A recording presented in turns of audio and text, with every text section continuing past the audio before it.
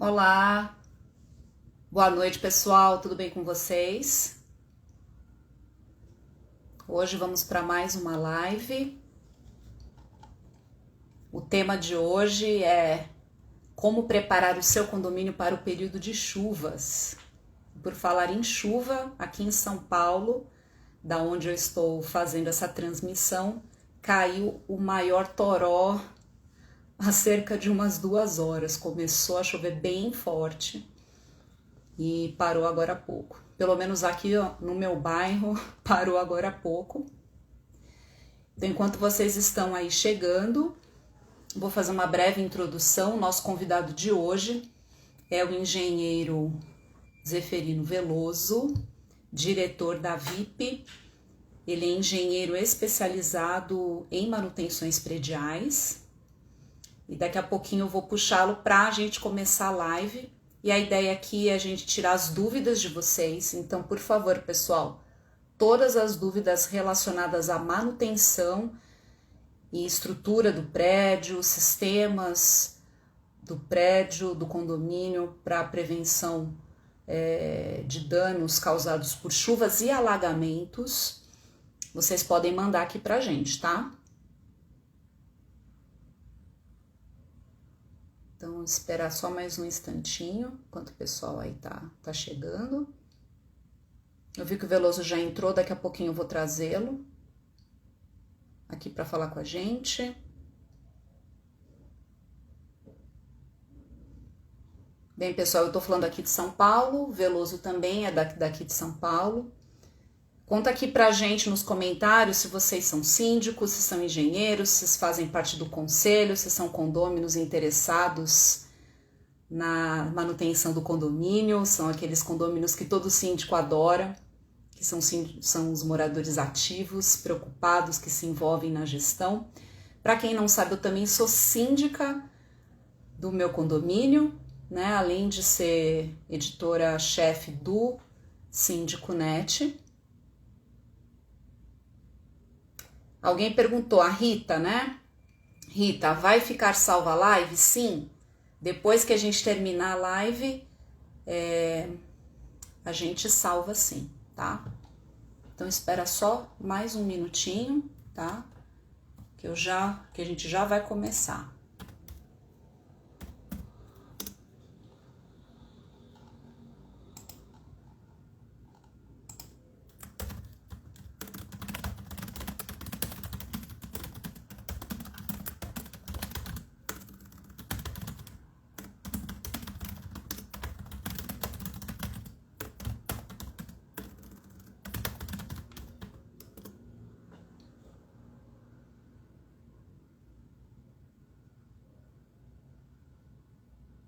Então a Isabela falou, ó, síndica profissional no Rio de Janeiro. Bem, imagino que vai ter bastante gente aí de toda parte.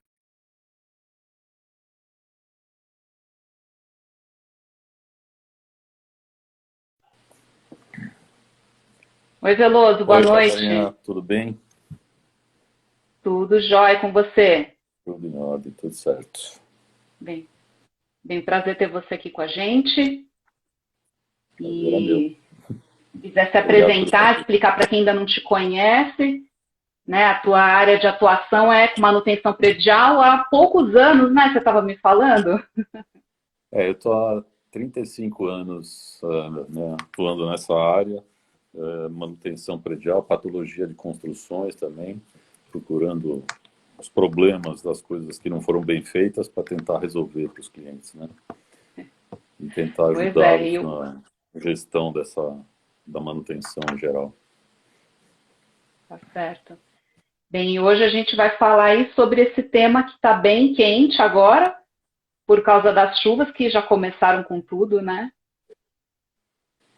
Peguei agora no caminho. Eu, na verdade, estou em Alphaville, não estou em São Paulo agora. Eu vim de São Paulo agora à tarde e já peguei chuva, uma bela chuva no caminho aí. É. E os condomínios às vezes deixam em cima da hora, só quando a chuva vem é que eles decidem fazer alguma coisa, né? E a nossa proposta aqui é justamente dar algumas dicas e orientações preventivas para que as pessoas consigam enquanto ainda não veio aquela chuva de verão, ainda vai demorar mais um pouquinho para vir, mas podemos dizer que já que as chuvas que têm vindo não têm sido muito leves, não, né? Começou a primavera, começa a chover, não tem jeito. Começa um dia ou outro e tal, mas normalmente quando caem as chuvas, elas caem muito fortes, né? Então, às vezes cai no fim do dia só, às vezes até só de madrugada, mas quando vem de um jeito que precisa tomar cuidado. O maior problema é a velocidade da quantidade de água que cai. Esse é o problema. Porque quando você pega uma chuva criadeira, como diz no interior, né, não é um problema grande. O problema é quando caem chuvas de pancada, com volume grande, num curto período, né? Então, aí é um problema, porque aí as instalações sofrem. Pois é. E já entrando um pouquinho já no tema, aliás, deixa eu só passar um recado para o pessoal. Então, gente, quem tiver perguntas, já pode escrever, tá, nos comentários. Se você quer convidar o seu síndico, gestor do condomínio, para assistir essa live, então tem um botãozinho aqui embaixo, que é um aviãozinho, clica e encaminha para ele estar aqui junto com a gente, aprendendo com esse grande mestre que é o Veloso, está aqui disponível para tirar todas as dúvidas e passar orientações para todos nós. Veloso, para a gente começar essa conversa, qual seria o primeiro passo que um síndico deve dar no sentido de fazer essa prevenção? Na matéria, a gente fala até de um... Para quem não sabe, gente, semana passada nós atualizamos uma matéria super completa que tem no portal Síndico Net, falando sobre como preparar o seu condomínio para o período de chuvas. O Veloso foi uma das grandes fontes que a gente consultou. E quem quiser, depois confere lá no portal. Tá? A matéria está lá disponível para todo mundo, está bem completinha. E, então, aqui a gente vai avançar um pouquinho mais, vamos revisar os principais tópicos e avançar, tirando as dúvidas de vocês. Então, o primeiro passo seria fazer, talvez, um checklist, né, do que precisa ser mapeado no condomínio, quais são as providências a serem tomadas. O que você acha que, no primeiro momento, o síndico deve fazer, Veloso? Bom, a primeira coisa é ter no calendário anual, né, do condomínio, que começou a primavera, tem que imediatamente já começar a verificar toda a infraestrutura do condomínio que envolve drenagem, tá? Principalmente, drenagem. Então, porque você precisa ter tempo suficiente para poder fazer uma obrinha rápida, caso seja necessário, né? Fazer alguns reparos rápidos para poder chegar no verão com o condomínio em ordem, né? Porque aí a coisa pega mesmo das chuvas grandes, né? Então, na primavera é a melhor época. Assim como tem no calendário do condomínio a decoração de Natal todo ano, tinha que ter também no calendário do condomínio a verificação de chuvas, para início da época de chuvas, né? E aí tem que fazer, tudo que é área aberta, descoberta, tem que ser verificado. Você tem a parte de lajes de cobertura, que tem ralos, as prumadas que descem dessas coberturas precisam ser verificadas. Ah, mas como é que eu vou saber? Se eu esperar chover? Você até pode, mas de repente você pode usar um pouco de água, talvez até da caixa d'água, para jogar ali rapidamente, porque esse é o problema. Às vezes você pode ter sujeira, entupimento, alguma coisa, e a drenagem ocorre. Por quê? Porque essa água está chegando numa velocidade relativamente baixa. Se você joga muita água rapidamente, você consegue verificar se essas tubulações estão efetivamente dando vazão, né? Então, essas regiões todas, do topo do prédio, principalmente, são regiões que praticamente não são visitadas, né? Elas acumulam muita sujeira. Então, é muito recomendável que nessa época você bote uma equipe de limpeza lá, fechando os ralos, em primeiro lugar, para a sujeira não ir para os ralos, e passando... Não entope, né? Para não entupir os ralos, exatamente. E passando e fazendo uma limpeza no piso com a máquina de jato d'água, para remover a sujeira que fica incrustada ali no piso, né, das lajes de cobertura. Se você subir na laje de cobertura do seu prédio, você vai ver que é assim e tem muito disso. E se essa sujeira, com uma chuva mais lenta, é amolecida e levada para um ralo, ela vai chegar na parte horizontal lá embaixo e vai entupir. Então é melhor que você promova esse tipo de limpeza antes, depois remova essa sujeira toda, tá certo? Em balde, sacos de lixo, seja lá no que for, e não para o ralo, porque senão não vai adiantar nada, né? Vai entupir do mesmo jeito. Para ficar livre desse tipo de problemas lá em cima. Aproveitando lá em cima, a verificação de telhas, verificação de fixação de telhas também, né? Verificação de limpeza de calhas quando tiver, verificação de sistema de SPDA, né? O para-raios, verificar se toda a parte, todos os equipamentos ou qualquer infraestrutura metálica que tenha lá em cima, escada de acesso às vezes, estão conectados ao sistema de descarga atmosférica, de proteção de descarga atmosférica, e aproveitar essa visita, vamos dizer, às lajes de cobertura, né, para fazer essa verificação completa por lá. Né. Aí depois tem também o aspecto, bom, já falamos das prumadas lá de cima, né,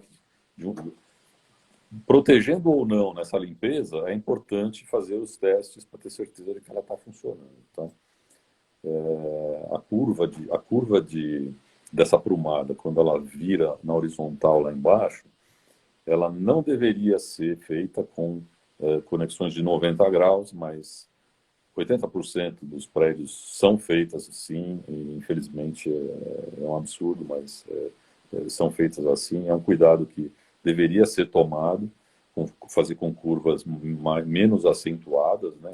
Chamam curvas de raio longo, né? E eventualmente com um bocal de visita, que chama. É um lugar onde você consegue abrir para entrar com o equipamento de fazer limpeza na tubulação, no trecho horizontal, né? Isso é muito importante também. Depois, você tem todas as áreas externas, né, do condomínio, você tem, muitas vezes você tem floreiras que têm árvores plantadas e, às vezes, as raízes dessas árvores danificam o sistema de drenagem. As raízes das árvores estão sempre procurando água. Elas entram na tubulação de drenagem e não há o que faça, não há o que faça, é só arrancando a árvore, a raiz, e provavelmente você vai ter que trocar essa tubulação. Então, é muito importante verificar. Se você verifica por baixo que essa tubulação está rígida, vamos dizer, uma batida de um cabo de vassoura, por exemplo, é porque ela está entupida. Tá? Então, você consegue por aí já saber para, se precisar, mexer lá em cima, né? E lá em cima também tem todos os ralos dessas áreas externas que também precisam ser verificados, né? E até essa questão das lajes é importante também, se percebe que tem pontos que ficam alagados, talvez numa próxima manutenção de impermeabilização seja o caso de fazer novos ralos, né, Veloso? Exatamente. Ou, na verdade, normalmente não é o ralo que está errado aí, tá? A execução da impermeabilização é que não tomou cuidado de dar os caimentos necessários para os ralos existentes. Por quê? Quem nasce primeiro é o projeto de hidráulica. O projeto de hidráulica diz aonde vão ficar os ralos. Depois, o projeto de impermeabilização mostra como tem que ser feitos os caimentos. E eles sempre mostram certo. O problema é a execução. Infelizmente, a execução é um pouco mais complicada no Brasil e a gente acaba tendo, né, as poças d'água que ficam sempre no entorno do ralo, né? Conhecido na engenharia como ralo vulcão, tá certo? O ralo vulcão é aquele que fica assim mais alto do que de onde deveria ficar, né? E aí é complicado. Mas se você consegue mapear esse tipo de empoçamentos, por exemplo, num térreo de um prédio, é interessante, porque você vai saber, se você tiver a possibilidade de fazer um reparo pontual, ou numa região apenas, né? Uma troca de revestimento, alguma coisa assim, você consegue dar uma melhorada, uma aliviada nessa declividade que está errada por empoçar a água ali, né? Então, é possível. Mas o correto, com certeza, é como você falou, é na hora de refazer a impermeabilização. Tá? Aí você já aproveita para fazer direito e acabou de fazer a impermeabilização, tem que ser feito esse teste. Tá? Não está chovendo, normalmente a impermeabilização é feita numa época de seca. Então você só vai É isso que eu saber ia se perguntar. deu O esses melhor é a medicamentos. partir de abril, né? Exato. Exato. E aí, antes de chegar a temporada de chuva, você já está com a obra de impermeabilização entregue. Então é melhor você testar, jogar água, gastar um pouco de água ali, para garantir que o fornecedor fez os caimentos devidos para os ralos, né? Para evitar esses empoçamentos depois. Senão essas coisas só acontecem, você só vai ver na hora que chove. Então é melhor Tá. fazer um teste final para ter certeza de que a obra está sendo Já, entregue em ordem, né? bacana. Bem, já entraram algumas perguntas aqui. E a Vamos lá. primeira foi feita pela Seixas Sandrinha. Ela pergunta como fazer manutenção de esquadrias. Ela não deu muitos detalhes aqui, mas Tá. de maneira geral, o que que você orienta, Veloso? Esquadria é um problema sério nas edificações, tá? A gente tem muitos tipos de esquadrias e, vamos dizer, o grosso hoje em dia são esquadrias de alumínio, né? A gente teve um boom dos perfis de alumínio nos anos 80, mais ou menos, 90, e começou a fabricação enorme de esquadrias de alumínio, quase artesanalmente. Eram feitas em serralherias de médio porte, não era uma coisa muito industrializada. Então, o que acontecia? O arquiteto fazia o projeto do prédio, ele determinava o tamanho das janelas, das esquadrias em geral, e elas eram fabricadas sob medida para esse prédio. O que acontece? Os equipamentos, bom, depende do fabricante, né? Como em tudo na vida, tem fabricantes e fabricantes. Então, às vezes, você recebe coisas que não são condizentes. Depois disso, foram criadas normas técnicas também, que não tinha, para tentar minimizar esse tipo de problema, né? Porque dentro da esquadria de alumínio tem uma série de vedações que são necessárias para evitar que a água passe, né? E com o tempo, essas esquadrias começaram a ser cada vez mais industrializadas em larga escala. E isso fez com que elas barateassem e melhorassem de qualidade. Tá? Então, os prédios nos últimos, dos anos 2000 para cá, vamos dizer, esquadrias de alumínio de qualidade muito superior às anteriores.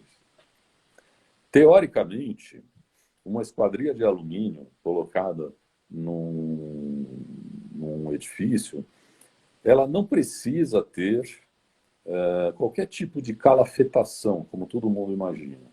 Tá? Aquele famoso silicone que vai... Teoricamente, ela não precisa ter isso.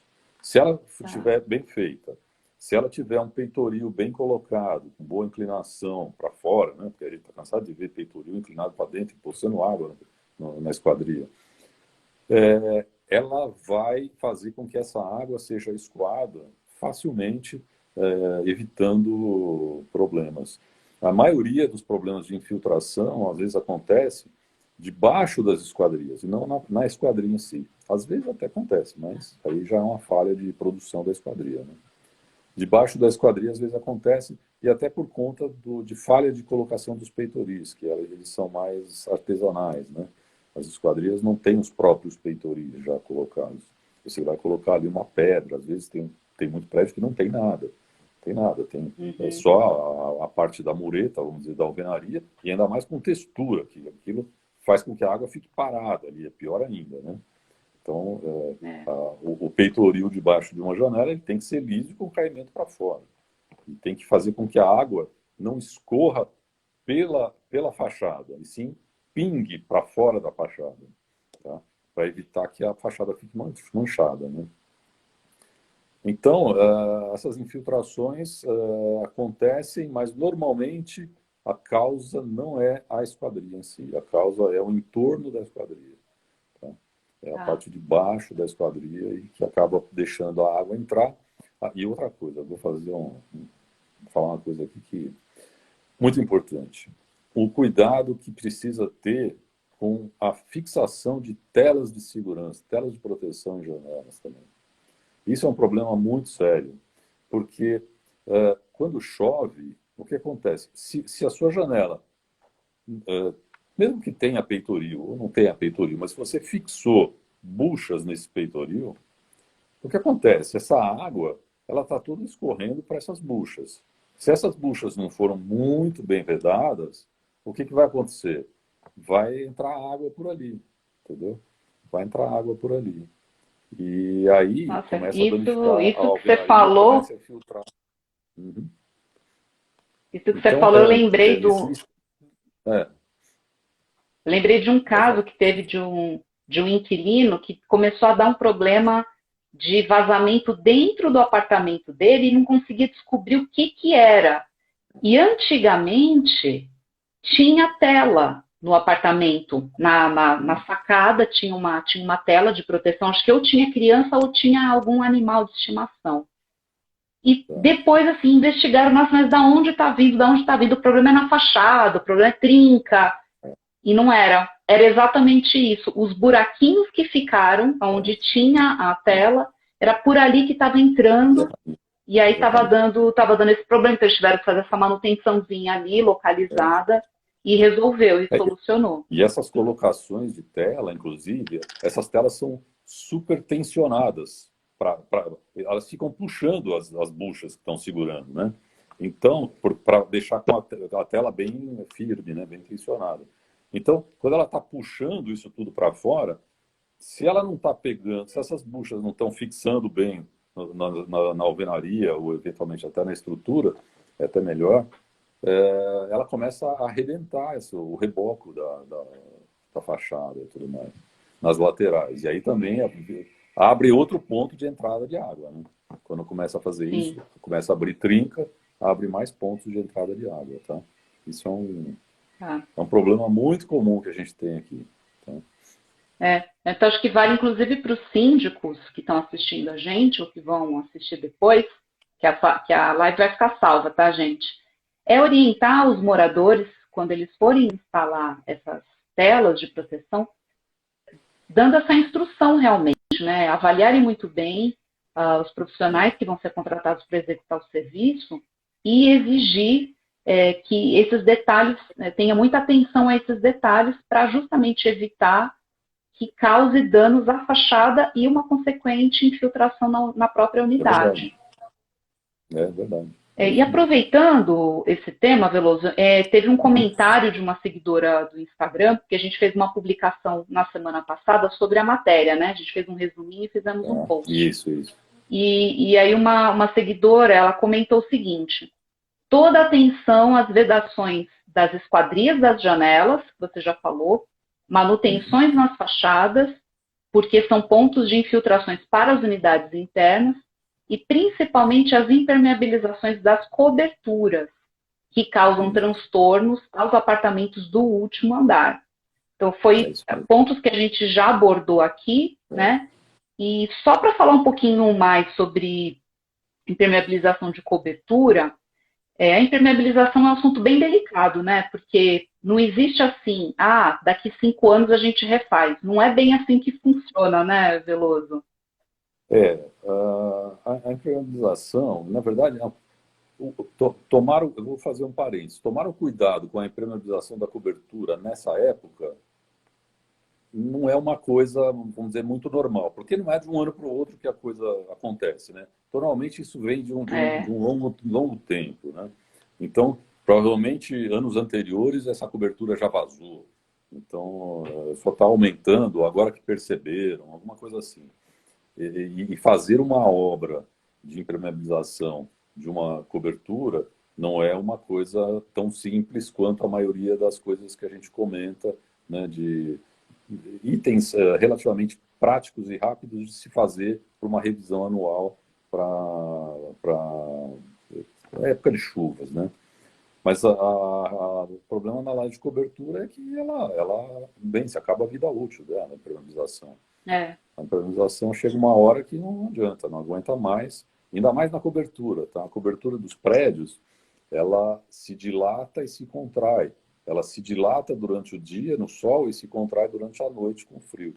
Então, tudo na região da cobertura, e ela não tem travas, né? A cobertura está aberta lá em cima, o prédio mexe lateralmente, ele cresce, diminui também. Então, a cobertura é um dos pontos que mais sofre com esse tipo de coisa.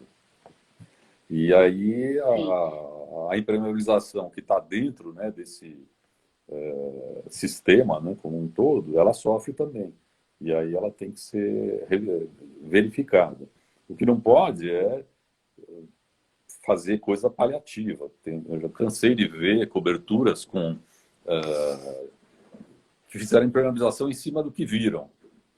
A impermeabilização, ela está dentro de um sistema, ela não é em cima. Aquilo que você vê lá é uma proteção mecânica para você poder caminhar por cima, poder fazer manutenção lá, tá certo? Fazer as coisas necessárias lá em cima.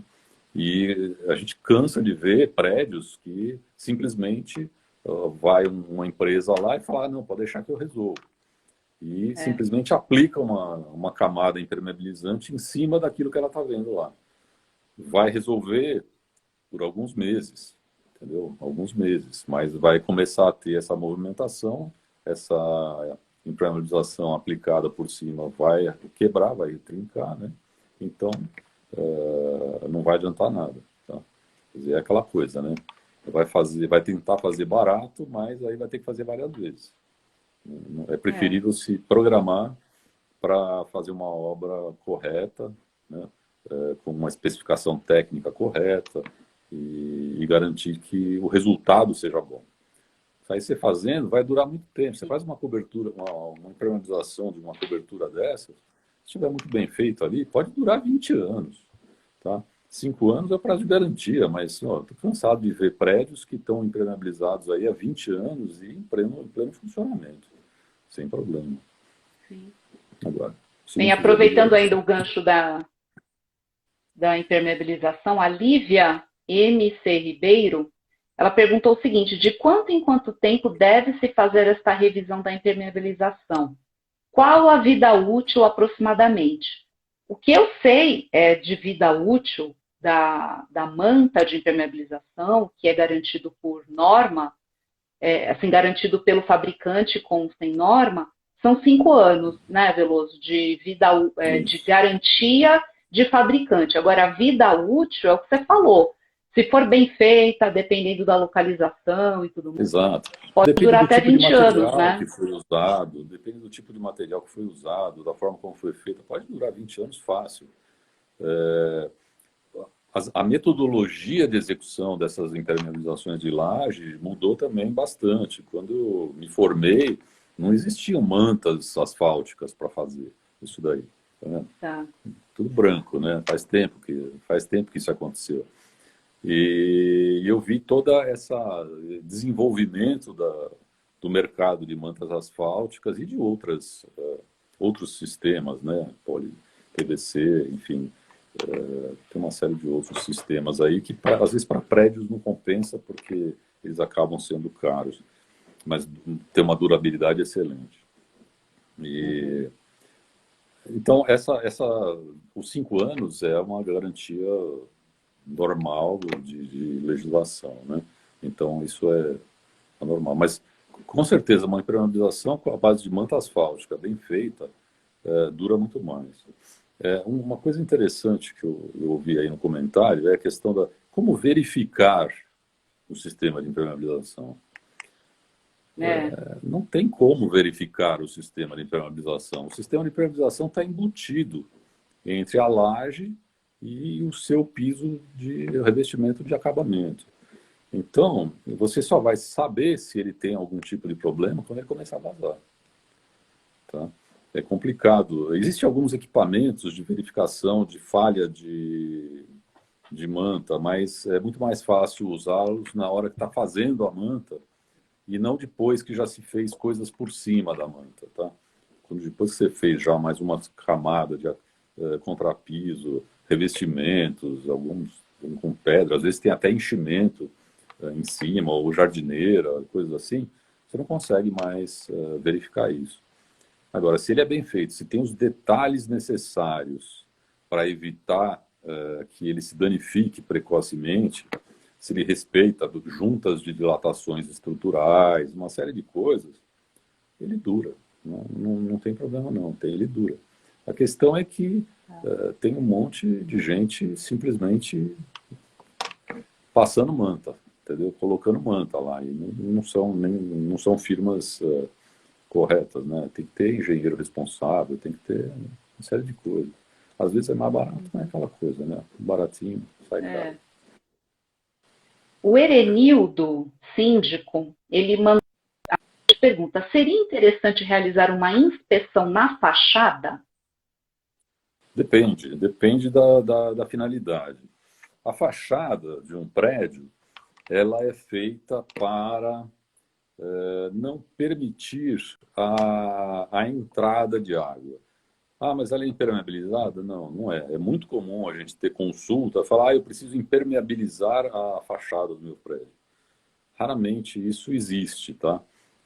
Você tem produtos que evitam a entrada da água, ou seja, eles fazem com que a água corra e vá descendo até que chegue no chão. Tá? Você tem detalhes arquitetônicos para isso também. Os peitoris de janela são um detalhe arquitetônico para evitar que essa água incomode a área interna, né? Só que ele também tem alguns detalhes que ele precisa ter um friso, pingadeira, alguma coisa assim, que faça com que a água, ao escorrer por ele, não volte para a fachada. Porque senão não adianta, senão ele está lá à toa. E é muito comum a gente ver prédio que faz textura, principalmente, quando tem textura aplicada, o pessoal que vai aplicar a textura, quando vai, já tem os peitoris aplicados. E eles lambuzam todo a parte de baixo. Então, eles fecham esses frisos que deveria aparecer ali, e perde função. O peitoril passa a perder a função novamente, né? Infelizmente, mas isso acontece muito. Viu?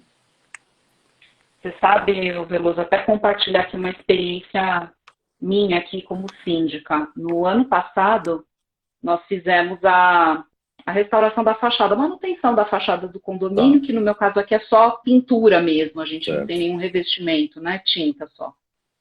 E aí uma coisa que a empresa que nós acabamos contratando me falou, e que eu, leiga, né?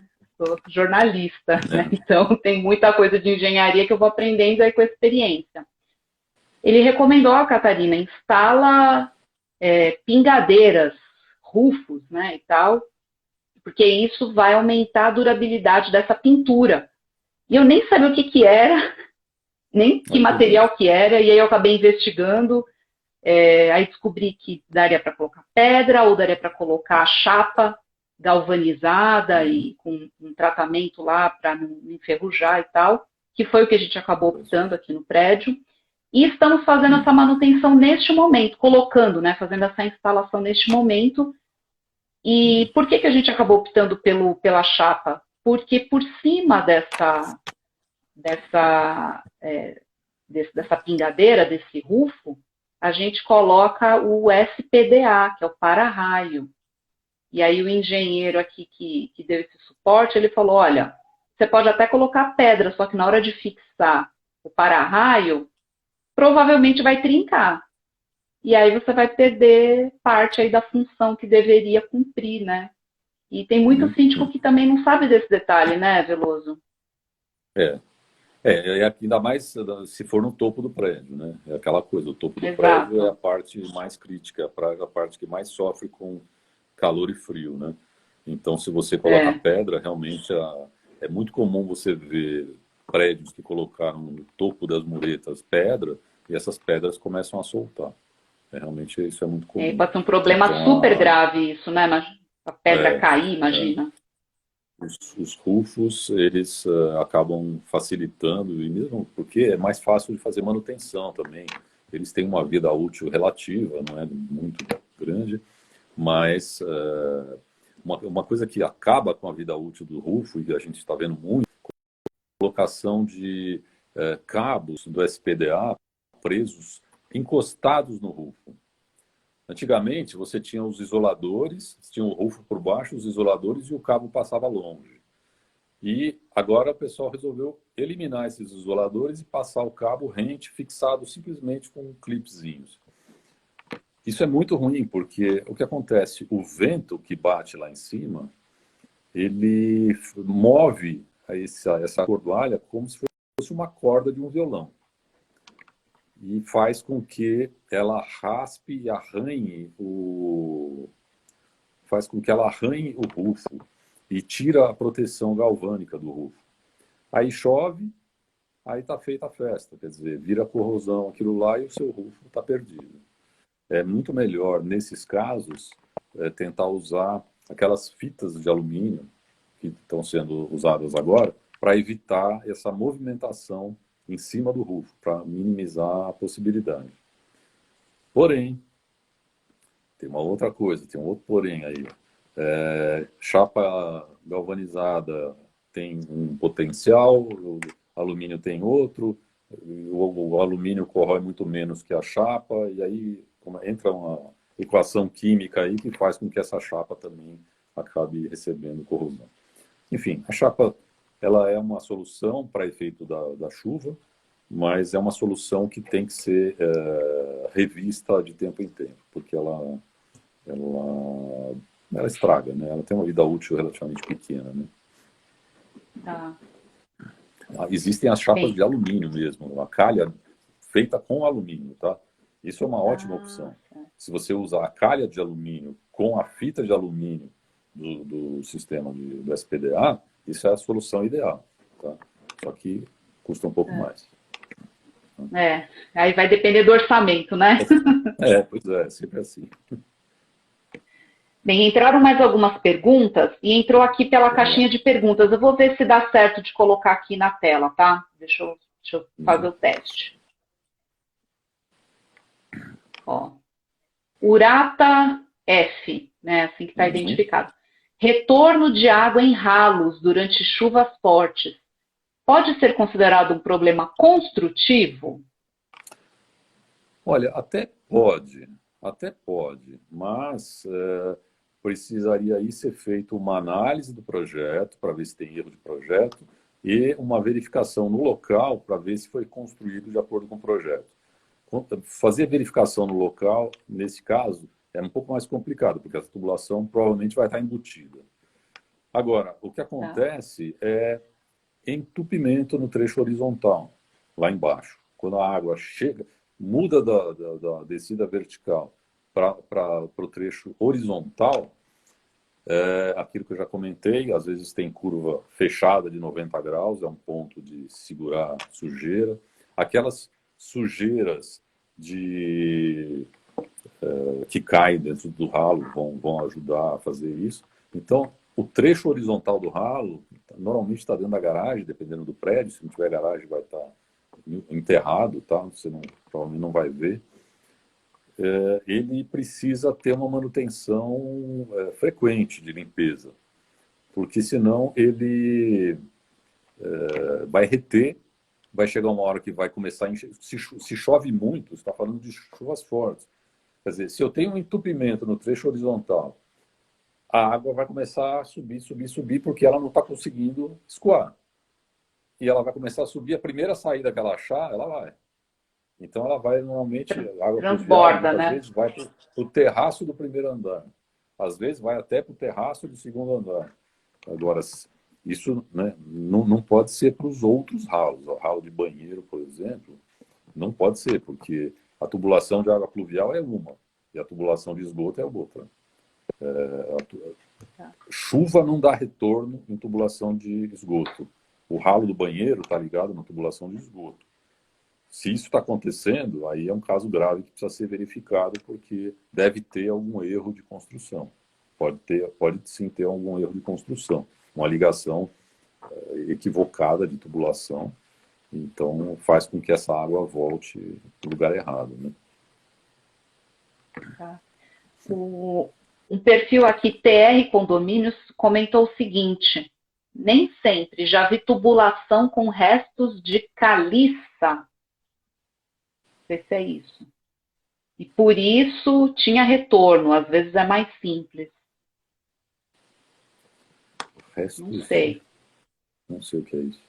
Caliça, não sei o que é isso. Não sei se foi erro de digitação, se essa palavra existe, é um termo técnico que Regional, eu desconheço. termo regional. É. Mas pode, muita coisa pode acontecer. Muita coisa pode acontecer. Eu estou falando, mas isso que ele está falando, de qualquer forma, é um tipo de entupimento. Tá certo?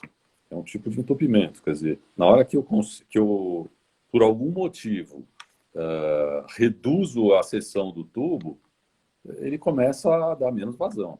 E aí começa a voltar, a dar retorno de água em algum outro lugar. Né? Tá certo.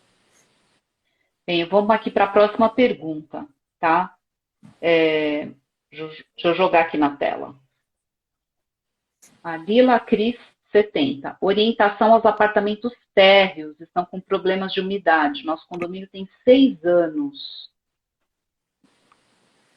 Então, esses apartamentos, esse prédio tem subsolo ou não tem subsolo? Se ele tem subsolo, é uma coisa. Se ele não tem subsolo, pode ser outra coisa. Quer dizer, eu posso estar tendo um retorno de umidade do solo nas unidades do térreo, tá? Por falha de impermeabilização da base desses apartamentos. Se eles têm, se tem um subsolo por baixo, ele pode estar havendo, por exemplo, um vazamento por fora de algum tubo, de alguma unidade acima, que está escorrendo e chega no primeiro andar, ele aparece. Pode estar vindo de algum apartamento de cima, especificamente algum banheiro, para saber a idade desse prédio também, para saber como é que ele foi construído. Antigamente, se construía a laje dos banheiros, da cozinha, rebaixadas para tubulação poder passar por cima da laje. Hoje em dia não faz mais isso. Hoje em dia você fura a laje, faz a tubulação por baixo e depois põe forro de gesso. Né? Então também são sistemas que mudam. Esse sistema de rebaixamento de laje era um problema, porque você não percebia que estava vazando e, na verdade, você tinha uma piscina embaixo da sua cozinha, do seu banheiro, porque o enchimento estava todo encharcado e se tivesse bem impermeabilizado ali, ia demorar muito para aparecer num apartamento de baixo. Às vezes não aparecia no de baixo, aparecia no vizinho. Então, tem uma série de possibilidades, né, de motivos aí que precisam ser analisadas. Precisaria ter um pouquinho mais de explicação ou investigar aí conforme as orientações que você passou, né? Tem que investigar, tem que investigar. Aí, só para completar, o TR Condomínios colocou aqui na tela, né? Caliça é conjunto de resíduos de obras de alvenaria. É argamassa. Argamassa, pedaço de blocos, enfim, é entulho de obra. No fundo, é entulho de obra. Qualquer coisa que caia, estopa. Nossa, estopa é uma coisa extremamente comum de se encontrar em entupimento de tubulação. O pessoal usa isso para fazer limpeza, às vezes tem gente que usa para passar cola em tubulação e tudo mais, e depois vai. Né? E vai ficando, né? Coisas das mais absurdas em tubulação com problema. Ó, a Lila mandou um complemento aqui, ó. Não tem subsolo, empoça água de chuva. Parece que não foi feita uma drenagem correta. É possível, é possível. Mas se está entrando na parte interna dessas unidades, além disso, além de não ter uma boa drenagem externa, não tem um bom sistema de impermeabilização nessas unidades, porque essa água, óbvio, a água que desce da chuva, ela infiltra no solo. E ela vai o lençol freático e pronto. Se ela cai muito, se ela desce, a chuva é muito forte, ela acaba empoçando um pouco mais, porque o próprio solo tem a sua poder de drenagem particular, né? Mas não deveria entrar na unidade, de qualquer forma, certo? Essa umidade não deveria entrar na unidade. Isso é falha de impermeabilização da unidade. Tá. Vamos agora mudar um pouquinho o tópico, vamos entrar na parte mais de raios, né? A Beatriz Tavares 9 mandou a seguinte pergunta: a RT e laudo do SPDA é anual em todos os estados? Eu não sei se em todos os estados, é na maioria dos estados, tá? A ART, vamos deixar claro aqui, ela é só um documento que atesta, né, que existe um responsável técnico por esse laudo do SPDA, tá? A ART por si só não tem significado. O que vale é o que está escrito no laudo do SPDA, no teste do SPDA. Ali vai estar escrito se ele foi testado e foi aprovado, e vai ser acompanhado de uma anotação de responsabilidade técnica do engenheiro que está assinando aquele laudo, ou seja, ele está se responsabilizando pelo teste que foi feito. Isso que significa essa ART, tá? E falando um pouco sobre essa manutenção, Veloso, é bom, primeiro que a norma obriga, né, a fazer esse teste 2 vezes por ano, correto? Do para-raio? Olha, do para-raio, que eu saiba, 1 vez por ano. Existe também normas regulamentadoras do Ministério do Trabalho que pedem também verificação de sistema de SPDA. Tá? Então, isso aí eu não tenho bem certeza agora qual é a periodicidade que elas pedem. Tá? Mas isso é importantíssimo. Você tem, vamos dizer, épocas de chuvas fortes e raios e tudo mais, normalmente 1 vez por ano. Quer dizer, se você tiver que fazer essa verificação, 1 vez por ano, você vai garantir para qualquer lugar que o teu sistema está funcionando bem, certo? O importante é garantir que o sistema foi testado e que está funcionando bem. E a época boa para fazer é até agora, né? Até novembro. Antes dessa época, né? De chuvas e tempestades e tudo raios. Mais. Depende do lugar do Brasil, porque você tem lugares do Brasil que você tem chuva o tempo todo. Você vai para a Amazônia, você tem chuva todo dia, o tempo todo. Todo dia. Então, eu acho que isso vai do bom senso do síndico que está cuidando do prédio em determinada região, né? Agora, falando um pouquinho de alagamentos nos condomínios, você falou sobre a limpeza, sobre essas checagens nos sistemas de drenagem e tal. Mas existem condomínios localizados em áreas que são sujeitas a alagamento na rua mesmo, né, na avenida. E daí aquele subsolo que tem carro pode invadir a água da rua e alagar, né?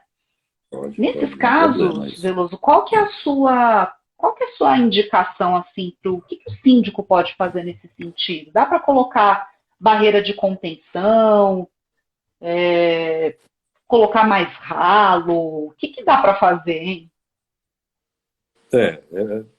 Também tem que estudar caso a caso, mas é possível, sim. Barreira de contenção, conheço muitos condomínios que tem comporta na entrada. Tem uma comporta basculante na entrada da garagem, porque entra água de chuva. Às vezes, aquela região dos jardins, por exemplo, parece que não, mas tem muito condomínio ali que entra água de chuva por conta da corredeira nas ruas. É tanta água que desce ali e que, às vezes, os carros que estão estacionados fazem com que a água vá para o lado da garagem. Pois é. Se tiver um carro parado ali com a roda um pouco virada, alguma coisa, funciona como um leme do barco. Aquela água é toda jogada para dentro. E no meio de uma chuvarada dessa, ninguém vai tirar aquele carro, né? Então, não. É muito comum isso acontecer. Então, é possível colocar comporta em alguns lugares, tá? Tem ali na região do Jaguaré, ali, perto do Ceasa, mais ou menos, aquela região alaga muito. Tem ali concessionária de Tem o Rio cabras, ali também, tem né? comporta. Exatamente, por conta do rio. Aquela região toda é muito saturado, o terreno é muito saturado de água, então não tem muito para onde infiltrar. A água corre por cima. Uhum. Tá? Fizemos um laudo para um prédio recentemente ali perto do Ceasa, que eles reclamavam que a garagem ficava molhada depois de dias de muita chuva. Não chegava a subir a água, mas molhava. E analisando os Tá. projetos, a gente pôde ver que a construtora teve uma preocupação enorme com esse fato. Eles fizeram um sistema raro de se ver, tá? Porque eles queriam aquele terreno, era um lugar imobiliariamente interessante para ser construído, dava um produto bom ali e tudo mais, mas a garagem era um problema. E ali eles tinham um sistema de bombas de drenagem, uma série de coisas assim, um espetáculo, um espetáculo. E mesmo assim, dependendo do volume de chuva, ainda sobrava um pouquinho de água dentro do prédio. Bombas dentro da garagem, fundamental. Bombas em excesso. Não pode ter uma bomba. Você tem que ter no mínimo 2 bombas. Se você precisa de 2 bombas, você tem que ter no mínimo 3 ou 4. Você tem que trabalhar sempre com um excesso Redundância. redundância para conseguir pegar esses picos. E você pode ter também falha, né? Você tem que... Sim. Uma bomba não entra, você tem que colocar outra e fazer com que entre, né? Tá. E aí, pessoal, não é assim o foco dessa entrevista aqui, desse bate-papo com o Veloso, mas eu queria só mencionar para vocês a questão do seguro do condomínio contra alagamento, tá? Isso está muito bem explicado nessa matéria que eu citei para vocês no começo da live, uma matéria que nós atualizamos na semana passada, que é justamente esse tema, né? Como preparar o seu condomínio para as chuvas. Depois, quem ainda não leu, entra lá no portal do Síndico Net, confere, e tem uma parte final da matéria, ela é todinha falando de seguros. E aqui eu só queria mencionar, é super importante que o síndico faça um seguro do seu condomínio muito detalhado, contemplando realmente essas suas peculiaridades. Então, esse caso aqui, até desse exemplo que o Veloso trouxe, né, de um condomínio que está numa área sujeita a alagamento, eles tomaram diversas providências em ter essas bombas de drenagem e tal, e provavelmente é um condomínio que no seu seguro condominial incluiu cláusula, né, cobertura para alagamentos, né? Só que uma coisa que muitos condôminos se confundem é o seguinte: o seguro do condomínio cobre o condomínio, né, as áreas do condomínio, os bens do condomínio. Os carros não estão cobertos, tá? Isso é essencial que vocês saibam, que vocês transmitam isso, vocês que são síndicos, transmitam isso para os seus condôminos, porque tem muita gente que acha que o carro está guardado na garagem e está tudo certo.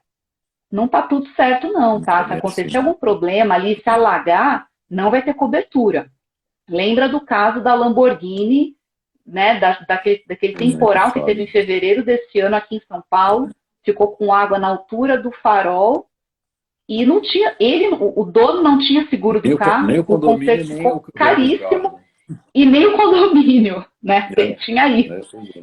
E mesmo que o condomínio tivesse, não ia cobrir o conserto do carro, não tá? Ia cobrir. Então, quem tem carro que fica em garagem, sujeito a alagamento, contrate o seguro do seu carro com cobertura de alagamento, tá, gente? Isso é fundamental. Esclareça isso com seus condôminos e se livra dessa bucha, tá? E, Veloso, daqui a pouco cabe, hein? A gente tem mais 6 minutinhos aqui, mais ou menos, para falar, e a gente não falou muito de elétrica. Então, eu queria que você falasse um pouco sobre os cuidados com a elétrica para nessa época de chuva, o que precisa ser feito, e também, assim, faltou luz no prédio. O que tem que fazer para não causar danos maiores? Então, a elétrica, você tem sistemas que protegem, né, a sua instalação elétrica dos surtos. É o famoso DPS, né? Dispositivo de proteção contra surtos, que é obrigatório, tá? e que a maioria das instalações, vamos dizer, de uns 10 anos para trás, não tem, porque não era obrigatório ainda, não era norma e tudo mais. Então, isso é uma, vamos dizer, é uma modernização muito saudável, tá? Prédios com mais de 10 anos, é muito interessante fazer esse tipo de verificação para garantir que as instalações sejam mais bem protegidas, né? Uma coisa que é um perigo, a gente vê muito por aí, é jardim de prédio com caixas de passagem no gramado, que são pedaços de tubo com a tampa do tubo só, tá? Isso é uma gambiarra sem igual, tá? Isso é proibido e é muito comum, construtoras de todos os portes fazem isso, é proibido. Essas caixas deveriam ser blindadas de à prova d'água, tá? E é muito comum a gente ver esse tipo de coisa, porque ali uma criança pode abrir, tá certo? E é nas caixas de passagem onde ficam normalmente as emendas dos fios, né? Então é um ponto vulnerável, muito perigoso, tá? Do SPDA a gente já falou. Aí tem a questão, por exemplo, de um gerador, né? Se você tem gerador, é muito importante. Bom, primeiro que é fundamental ter contrato de manutenção de gerador. Mas se você não tem, por algum motivo, precisa também fazer uma verificação prévia quando vai entrar nessa época de chuvas, porque queda de energia elétrica é mais comum, e aí é quando você vai precisar do gerador efetivamente. E aí, depois que você precisou, ele não entrou, aí não tem o que fazer, né? Aí chorar. Mas é importante fazer revisões antes, né? E no caso, assim, quando falta luz, um condomínio que não tenha, por exemplo, um gerador, né? É importante ver se o sistema de luz de emergência está funcionando certinho. Exato. Então, acho que isso é função, acho que até do zelador, fazer essa checagem periódica. Isso é ter, de repente, um pequeno checklist, aproveitando essa lista toda, né, que o Síndico Net promoveu, fazer ali um resumo desse checklist ali, numa folha A4, deixar fixado ali na portaria, alguma coisa assim, para que a pessoa saiba o que fazer no momento do aperto, né? Eu tenho que verificar se tem gente presa no elevador. Às vezes tem elevador que pode não estar funcionando, um interfone, sei lá. Verificar se as luzes de emergência entraram. Enfim, aquelas coisas básicas, né? Que às vezes para o cidadão que está trabalhando ali, ele acaba se atrapalhando. E se ele tiver uma lista ali um pouco facilitando a vida dele, já ajuda, né? Não, tá certo. Bem, eu vou fazer aqui mais uma pergunta que entrou. Na verdade, entraram acho que umas 3 perguntas. Vamos lá. Cadê? Peraí. Era alguém que perguntou sobre antenas instaladas no topo do... acho que achei aqui. Poliana Noronha. Boa noite. Sobre locação de espaço para antenas de telefonia celular no topo do prédio, quais são os cuidados que o condomínio deve ter em relação às chuvas e raios? Excelente pergunta. Bom, são 2 cuidados aí muito importantes, né? Quem tem que ter o cuidado contra chuvas e raios desses equipamentos é quem está alugando, porque o equipamento é deles, tá?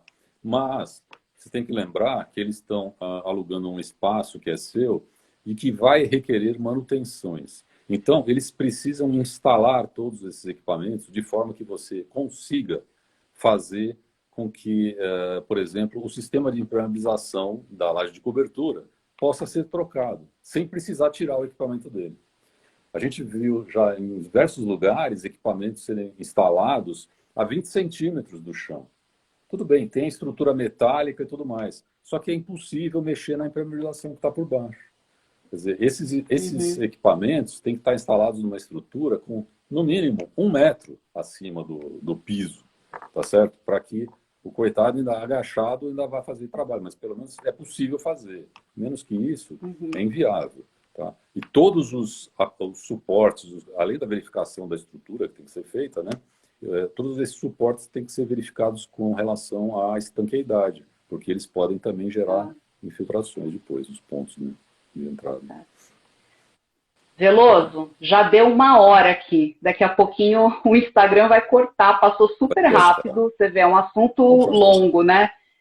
Então, eu queria te agradecer muito pela sua presença aqui, pela sua disponibilidade em esclarecer as dúvidas dos nossos leitores, dos nossos seguidores. Muito obrigada. Se você quiser fazer uma despedida aqui antes de... Eu é que agradeço, né, a oportunidade e, se for possível, se quiserem continuar fazendo mais algumas perguntas que eu possa ter acesso, se quiser entrar na nossa página lá também, fazer perguntas e dar uma força aí para todo mundo. Como eu digo, são casos e casos, porque nem sempre dá para ser uma resposta genérica para o problema, entendeu? Então, às vezes não tem jeito, tem que ir lá fazer vistoria, tem uma série de coisas que não tem como, não é solução pronta. É isso. Bem, gente, obrigada mais uma vez, Veloso, pela sua presença e participação. Obrigada a todo mundo que acompanhou essa live, mandou suas perguntas. E a gente se vê, então, numa próxima live ou num próximo webinar. Tchau, tchau para vocês. Por aqui, obrigado. Tchau.